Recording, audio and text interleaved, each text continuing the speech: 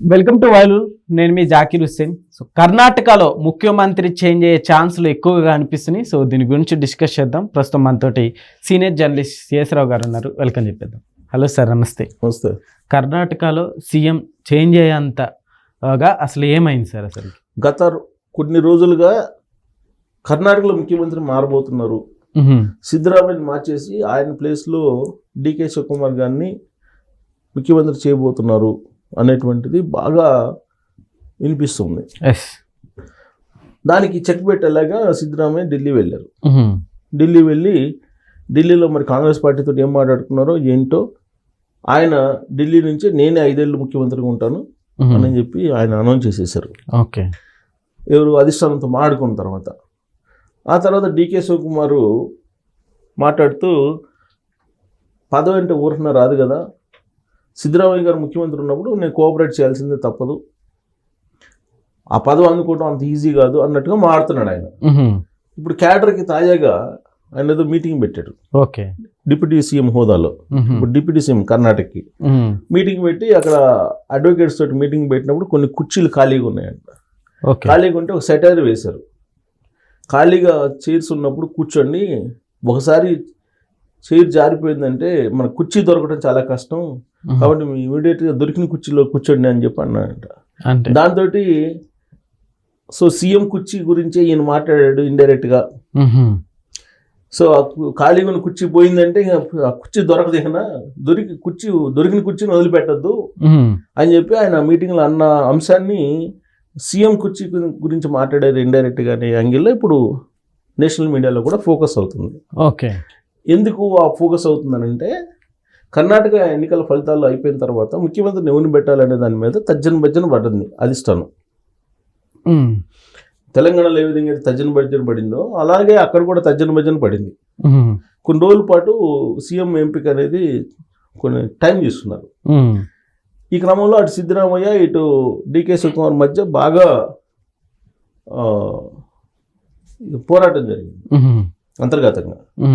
అప్పుడు ఒక ఒప్పందానికి వచ్చారని చెప్పి అప్పట్లో వచ్చిన న్యూస్ ఏంటంటే, first 2.5 years Siddaramaiah, next 2.5 years Shivakumar అనేది ఒక ఒప్పందానికి వచ్చారు. అయితే ఫస్ట్ సిద్ధరామయ్య ఉంటాడనేది ఫస్ట్ ఆయనకి అయిపోయింది, 2.5 సంవత్సరం అవుతుంది. కాబట్టి నెక్స్ట్ డికే శివకుమారే కదా ఆ రోజు చేసుకున్న ఒప్పందం ప్రకారం. దానికి ఓకే చెప్పాడు ఈయన డికే శివకుమార్. ఇప్పుడు ఏమంటున్నారు, తూచ్ అదంతా నేను 5 సంవత్సరాలు అంటున్నాడు ఆయన. ఓకే, బహుశా ఆ యాంగిల్లో ఇప్పుడు కుర్చీ దొరికినప్పుడే నువ్వు పట్టుబట్టి తీసుకోవాలి ఆ కుర్చీని, నువ్వు ఆ జారు విడిస్తే దొరకదు కూర్చోడానికి అని చెప్పి ఈ యాంగిల్లో ఆయన మాట్లాడి ఉంటాడు అనేది ఒకటి వినిపిస్తుంది ఇప్పుడు. ఓకే, సరే, డికే శివకుమార్ అనే అతను ట్రబుల్ షూటర్. ఇవాళ కాంగ్రెస్ పార్టీ అధికారంలో ఉంది కర్ణాటకలోనంటే only because of DK Shivakumar. Okay, అతను మాస్ లీడర్, దాదాపు 10 సార్లు గెలిచినట్టున్నారు. సో ఎక్కువ సార్లు గెలిచాడు, వరుసగా గెలుస్తూ వచ్చాడు ఆయన. ఓకే, 7 సార్లు 10 సార్లు గెలిచాడు ఆయన. కరెక్ట్గా నాకు ఎన్నిసార్లు అనేది కరెక్ట్ అయితే దాదాపు 7-8 పైగా గెలిచాడు. Okay, so number of times గెలిచాడు. సీనియర్, ముఖ్యమంత్రి పదవిని అందుకోలేకపోతున్నాడు. కారణం ఏంది, సిద్ధరామయ్య లాబింగ్ చేస్తున్నాడు అధిష్టానం దగ్గర, సీనియర్ పొలిటీషియన్, ఆయన కూడా లాబింగ్ చేస్తున్నాడు. ఆయన ఒక సామాజిక వర్గానికి బలమైనటువంటి లీడర్. ఓకే, ఆ సామాజిక వర్గానికి కాదని డికే శివకుమార్కి ఇవ్వలేని పరిస్థితి. డికే శివకుమార్ సామాజిక వర్గం కూడా బలమైనదే, కాకపోతే దీనికంటే కూడా సిద్ధరామయ్య సామాజిక వర్గం బలమైనటువంటి సామాజిక వర్గం. కాబట్టి సిద్ధరామయ్య పైగా సీనియర్ పొలిటీషియన్, అంతకుముందు ముఖ్యమంత్రిగా చేశారు, అనుభవం ఉన్నటువంటి లీడర్. సో కాబట్టి ఇలాంటి పరిస్థితుల్లో ఇప్పుడు కర్ణాటకకు సంబంధించి ముఖ్యమంత్రిని మార్చడం, ఒకవేళ మారిస్తే గవర్నమెంట్ పడిపోతుందేమో అనేటువంటి సందేహాలు ఉన్నాయి. సో ఇలాంటి పరిస్థితుల్లో దాన్ని ప్రస్తుతానికి వాయిదా వేశారు. 5 ఏళ్ళు సీఎం నేనే అంటున్నాడు సిద్ధరామయ్య. ఓకే, కాకపోతే బీహార్ ఎన్నికలను దృష్టిలో పెట్టుకొని, తమిళనాడు ఎన్నికలను దృష్టిలో పెట్టుకొని ఇది టెంపరీగా పోస్ట్పోన్ చేశారు అంటున్నారు. ప్రధానంగా బీహార్ ఎన్నికల్ని దృష్టిలో పెట్టుకునే పోస్ట్పోన్ చేశారు అంటున్నారు.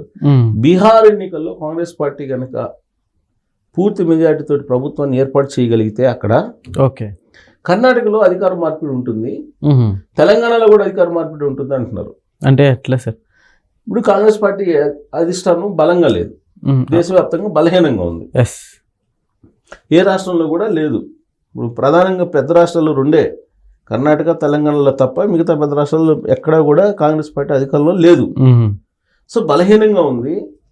అనేకమైనటువంటి ప్రాంతీయ పార్టీల కూర్పుతోటి కాంగ్రెస్ పార్టీ ఉంది. కన్సూమర్లో ఢిల్లీ పీఠం కనిపించట్లేదు వాళ్ళకి. అందుకోగలమా లేదా అనేటువంటి సందేహం వాళ్ళని వెంటాడుతుంది. ఇలాంటి పరిస్థితుల్లో ఉన్నటువంటి రాష్ట్రాల్లో డిస్టర్బ్ చేశారనుకోండి, అది కూడా పోతుంది కదా, మరింత బలహీన పడతారు కదా. కాబట్టి ఇప్పుడు డిస్టర్బ్ చేయడం అనవసరం. ఎప్పుడైతే అధిష్టానం బలపడుతుందో అప్పుడు మారుద్దాం అనుకుని ఉండొచ్చు వాళ్ళు. ఎందుకంటే ఇప్పుడు బీహార్ ఎన్నికల్లో కాంగ్రెస్ పార్టీ పూర్తి మెజార్టీతో అధికారంలోకి వచ్చినప్పుడు కాంగ్రెస్ పార్టీ చాలా గ్రాఫ్ పెరుగుతుంది. నెక్స్ట్ ఎలక్షన్లో రాబోయేటువంటి రోజుల్లో కాంగ్రెస్ పార్టీ అధికారంలోకి వచ్చే అవకాశం ఉంది, ఢిల్లీ పేటని అధిష్ఠించే అవకాశం ఉంది అనే ఒక ప్రచారం వెళ్ళింది అనుకోండి, అప్పుడు ఈ గ్రూపులు కూడా బయటపడవు. ఇప్పుడు సపోజ్ సిద్ధరామయ్యని తీసేసి డికే శివకుమార్కి ఇస్తే సిద్ధరామయ్య బీజేపీలోకి వెళ్ళాడుగా. ఇప్పుడు కాంగ్రెస్ పార్టీ అధిష్టానం మళ్ళీ బలంగా ఉంది, మళ్ళీ అధికారంలోకి వస్తుంది అనే నమ్మకం ఉన్నప్పుడు వీళ్ళు అంత తొందరగా ఇంకో పార్టీలోకి వెళ్ళరు. ఎప్పుడైతే అధిష్టానం బలహీనంగా ఉంటుందో అప్పుడు వీళ్ళు అవతల వాళ్ళు వైపు వెళ్ళి జట్టు కట్టే అవకాశం ఉంది. అందుకే ఇప్పుడు సమీప భవిష్యత్తులో బీహార్ ఎలక్షన్స్ ఉన్నాయి. బీహార్లో కాంగ్రెస్ పార్టీ అధికారంలోకి వచ్చే అవకాశం ఉందని చెప్పి క్లియర్ ఇండికేషన్స్ ఉన్నాయి ఇప్పటి వరకు యాజ్ ఆఫ్ నౌ. ఇప్పుడు ఉన్నటువంటి పరిస్థితులు అక్కడ నితీష్ కుమార్ ముఖ్యమంత్రిగా ఉన్నారు. పార్టీలు అనేక సందర్భాల్లో మారారు. ఆయన వెటరన్ పాలిటిషియన్, ఆయనది అయిపోయింది జమానా. ఆయన మీద వ్యతిరేకత వచ్చేసింది పబ్లిక్లో కూడా. తర్వాత అక్కడ వేరే వాళ్ళు చెప్పడం ఏంటంటే, నాకు అక్కడ మద్యపాన నిషేధం పెట్టాడు ఆయన. కానీ ఇప్పుడు మద్యపాన నిషేధాన్ని ఎత్తేసి నేను మళ్ళీ నాకు ఓట్లేయండి, నాకు ఓట్లేస్తే నేను మద్యాన్ని మళ్ళీ ప్రవేశపెడతానని చెప్పి ప్రచారానికి ఆయన సిద్ధమవుతున్నాడంట. సో ఇలాంటి పరిస్థితుల్లో అసలు ఆయనకు ఓటేస్తారా వేయరా, ఆయన ఆదరిస్తారా ప్రజలు అనే సందేహం ఒకటి ఉంది. సో ఆయన బీజేపీతో కలిసి, బీజేపీ తర్వాత నితీష్ కుమార్ వీళ్ళిద్దరు కలిసి వెళ్తున్నారు. ఓకే. సో వెళ్తున్నప్పుడు ఆ రెండు పార్టీలను ఆదరిస్తానంటే ఇప్పుడు ఈయన మీద ఉన్నటువంటి వ్యతిరేకత ఏదైతే ఉందో నితీష్ కుమార్ మీద, అది అధికారంలోకి తీసుకురానివ్వదు. అక్కడ కాంగ్రెస్ పార్టీకి ఫెచ్చింగ్ అయ్యే అవకాశం ఉందని అంటున్నారు. ఓకే. సో కాంగ్రెస్ పార్టీ అక్కడ అధికారంలోకి పూర్తి మెజార్టీతో వస్తే ఇంకా కాంగ్రెస్ పార్టీ కాంగ్రెస్ పార్టీ గాలి దోలుతుంది దేశంలో అనేటువంటి ఒక మెసేజ్ వెళ్ళిపోతుంది. ఎలాగో కర్ణాటకలో కాంగ్రెస్ పార్టీ అలైడ్తో ఉన్న డిఎంకే ఎలాగో అధికారంలోకి వచ్చే పరిస్థితులు కనపడుతున్నాయి. ఓకే. సో ఈ రెండు రాష్ట్రాలను కైవసం చేసుకుంటే కాంగ్రెస్ పార్టీ అధిష్టానం బలపడుతుంది. అప్పుడు వాళ్ళు ఏ నిర్ణయం తీసుకున్నా కానీ ఇక్కడ డిస్టర్బ్ కాదు. అక్కడ బలహీనంగా ఉండి పైన కింద నిర్ణయాలు తీసుకుంటే బలహీనపడే అవకాశం ఉంది, మరింత బలహీనపడే అవకాశం ఉంది. వాస్తవంగా తెలంగాణలో కూడా ముఖ్యమంత్రిని మార్చాలనే ప్రయత్నం జరుగుతుంది. దానికి సంబంధించి ఈ మధ్యగా సర్వేలో రిపోర్ట్ తీసుకున్నారు. సర్వే రిపోర్ట్ తీసుకుంటే ఏంటి, రేవంత్ రెడ్డి గారు కాకుండా ఇంక ఎవరిని పెట్టా సరే ప్రభుత్వం నిలబడదు అనేటువంటి రిపోర్ట్ వచ్చింది అధిష్టానం దగ్గరికి. దాన్ని బేస్ చేసుకుని తాత్కాలికంగా విరమించుకున్నారు ముఖ్యమంత్రి మార్పు అనేది. రేవంత్ రెడ్డి గారే కొనసాగుతున్నారు. అయితే భవిష్యత్తులో కూడా ఈయన 5 సంవత్సరాలు ఉంటారంటే చెప్పలేము. అది కాంగ్రెస్ పార్టీ అధిష్టానం తీసుకునే నిర్ణయం ఎలా ఉంటుందో చెప్పలేము. సిఎల్పి లీడర్ని మార్చేసి సిఎల్పి లీడర్గా XYZ ఎంపిక అయ్యారని చెప్తే మనం చేయగలిగేది ఏం లేదు కాంగ్రెస్ పార్టీలో ఉండేటువంటి వాళ్ళు. కాబట్టి ఇప్పుడు యాజ్ ఆఫ్ నౌ అయితే మాత్రం కాంగ్రెస్ పార్టీ అధిష్టానం బలహీనంగా ఉంది కాబట్టి ఈ ప్రభుత్వాన్ని కదిలించడానికి ధైర్యం చేయలేకపోతుంది.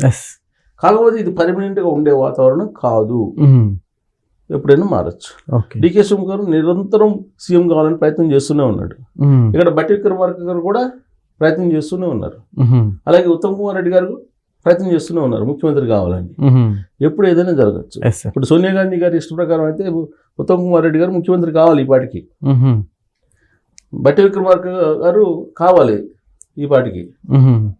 బట్ అంటే వీళ్ళు పోయి అక్కడ ప్రయత్నాలు చేస్తున్నారు. డిప్యూటీ సీఎంగా ఉన్నారు కదా ఇక్కడ. సో కాబట్టి నిరంతర ప్రయత్నాలు చేస్తూనే ఉంటారు కాంగ్రెస్ పార్టీలో. ఒక ముఖ్యమంత్రి ఉండగానే మిగతా వాళ్ళు ఆ పదవిని ఆశిస్తూ ప్రయత్నాలు చేస్తూనే ఉంటారు. కాకపోతే కాంగ్రెస్ పార్టీ అధిష్టానం బలంగా ఉన్నప్పుడు ఇమీడియట్గా చర్యలు తీసుకున్న తర్వాత, బలహీనంగా ఉన్నప్పుడు తీసుకోలేని పరిస్థితుల్లో యాజ్ ఆఫ్ ను అధికారం మార్పిడి ఉండకపోవచ్చు. Okay sir, thank you.